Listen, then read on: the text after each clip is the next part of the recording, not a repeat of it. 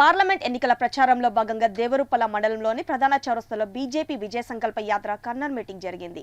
తెలంగాణ రాష్ట్రంలో మోసపూరిత హామీలతో అధికారంలోకి వచ్చిన పార్టీ కాంగ్రెస్ పార్టీ అని వరంగల్ బీజేపీ ఎంపీ అభ్యర్థి ఆరూరు రమేష్ విమర్శించారు. రానున్న ఎన్నికల్లో తనకు ఓటు వేసి గెలిపించాలని కోరారు. ఈ కార్యక్రమంలో రాష్ట్ర కార్యవర్గ సభ్యులు లేగ రామ్మోహన్ రెడ్డి, రాష్ట్ర నాయకులు దామోదర్ రెడ్డి, జిల్లా అధికార ప్రతినిధి చింత సృజన్ పాల్గొన్నారు.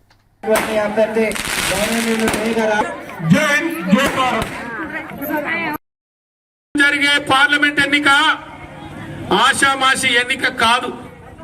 ఇది గ్రామ పంచాయతీ ఎంపీటీసీ ఎన్నికో కాదు, ఇది ఎమ్మెల్యే ఎన్నికో కాదు. ఈ దేశాన్ని కాపాడే, ఈ దేశాన్ని భద్రపరిచే, ఈ దేశాన్ని రక్షించే ఎన్నిక పార్లమెంట్ ఎన్నిక.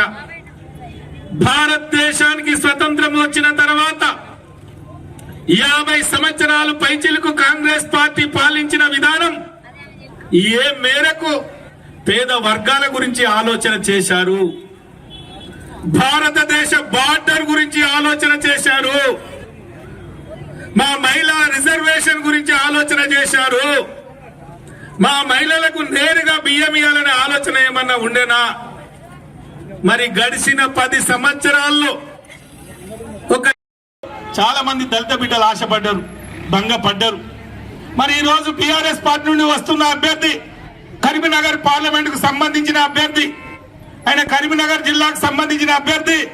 మరి దయచేసి ఈ ముగ్గురు అభ్యర్థుల్లో ఎవరు కావాలో మీరు ఆలోచన చేసుకోవాలి. మోడీ గారి టీంలో మీ బిడ్డను ఆశీర్వదించి పంపితే మరి ప్రభుత్వం కేంద్రంలో ఉంటది. ఎక్కువ నిధులు తీసుకొచ్చి మన నియోజకవర్గాన్ని, పార్లమెంటును అన్ని విధాలుగా అభివృద్ధి చేస్తారు.